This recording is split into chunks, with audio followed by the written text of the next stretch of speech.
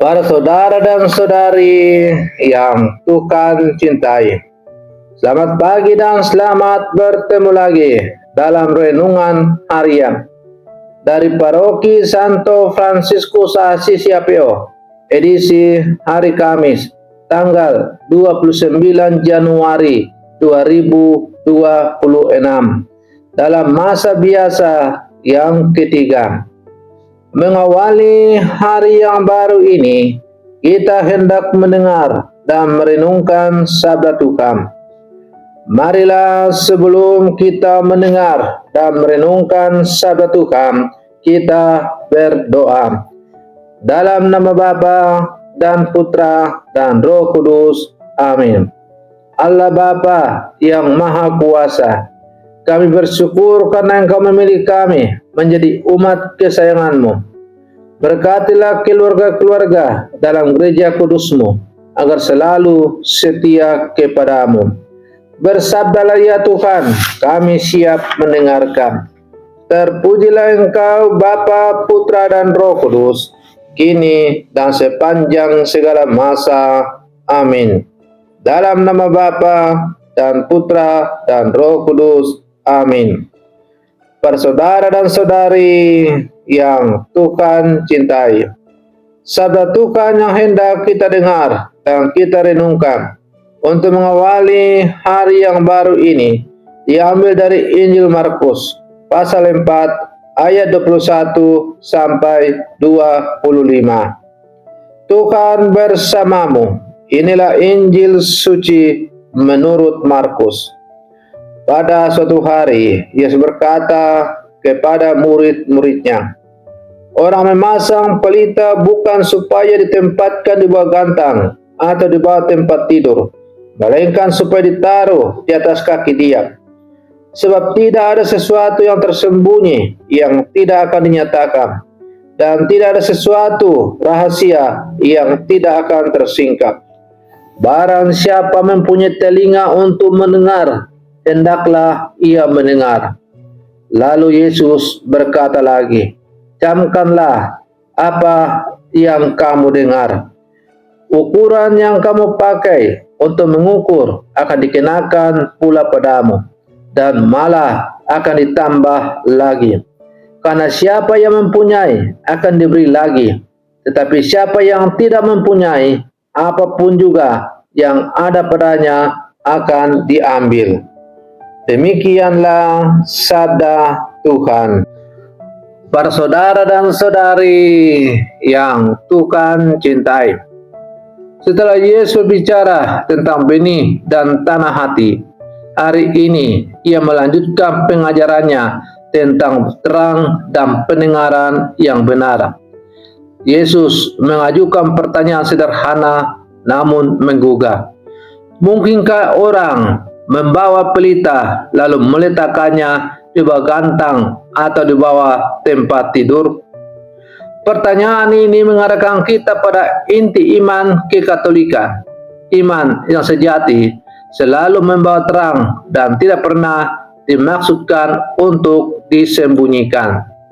Para saudara dan saudari yang Tuhan cintai, pelita dinyalakan bukan untuk diri sendiri, tetapi untuk menerangi ruangan. Demikianlah pula iman yang kita terima, bukan hanya untuk keselamatan pribadi, tetapi juga untuk menjadi terang bagi sesama. Kita sebagai murid-murid Yesus diingatkan bahwa iman bukan milik privat semata. Iman harus tampak dalam sikap hidup, dalam pilihan moral, dalam cara kita memperlakukan sesama. Pertanyaannya untuk kita adalah, apakah iman saya sungguh menerangi atau justru tersembunyi karena takut, nyaman, atau kompromi? Para saudara dan saudari yang Tuhan cintai, Yesus menegaskan, tidak ada sesuatu pun yang tersembunyi yang tidak akan dinyatakan. Sabda ini bukan ancaman, melainkan undangan untuk hidup dalam kejujuran dan integritas. Cepat atau lambat, hidup kita akan menyingkapkan apa yang sungguh kita imani. Iman sejati tidak hidup dari pencitraan, tetapi dari keselarasan antara apa yang kita dengar, apa yang kita katakan, dan apa yang kita lakukan. Para saudara dan saudari yang Tuhan cintai, Yesus menekankan pentingnya cara kita mendengarkan. Mendengar sabda Tuhan bukan sekedar aktivitas rohani, melainkan sikap hidup. Mendengar dengan benar berarti membuka hati, merenungkan, dan membiarkan sabda membentuk seluruh keputusan hidup kita. Banyak orang mendengar sabda Tuhan, tetapi sedikit yang membiarkan mengubah cara hidupnya.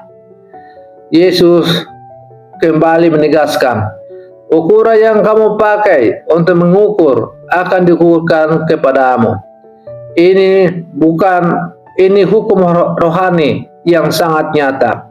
Jika kita memberi perhatian pada sabda Tuhan, iman kita akan bertumbuh.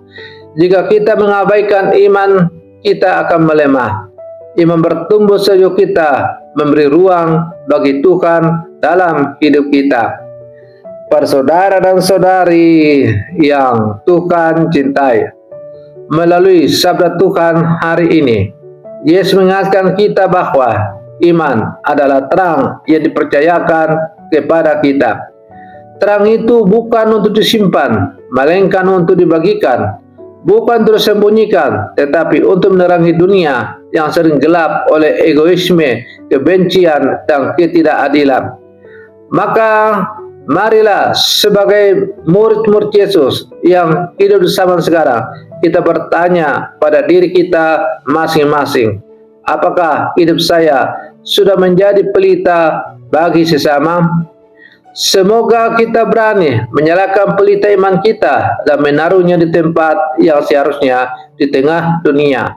Maka dunia yang dipenuhi dengan kegelapan akan menjadi terang berkat pelita iman kita masing-masing. Para saudara dan saudari yang Tuhan cintai, mari kita akhiri renungan pagi ini dengan berdoa. Dalam nama Bapa dan Putra dan Roh Kudus. Amin. Allah Bapa, sumber terang sejati, Engkau telah menyalakan pelita iman di tengah hati kami melalui sabda dan sakramen-Mu. Bantulah kami agar tidak menyembunyikan iman kami karena takut atau kenyamanan, melainkan berani hidup sebagai putra-putri terang di tengah keluarga, gereja, dan masyarakat. Ajarlah kami mendengarkan sabda-Mu dengan hati yang terbuka dan mewujudkannya dalam kasih nyata bagi sesama kami. Demi Kristus Tuhan dan pengantara kami, ini dan sepanjang segala masa. Amin. Para saudara dan saudari yang terkasih, selamat pagi. Tuhan Yesus memberkati kita semua.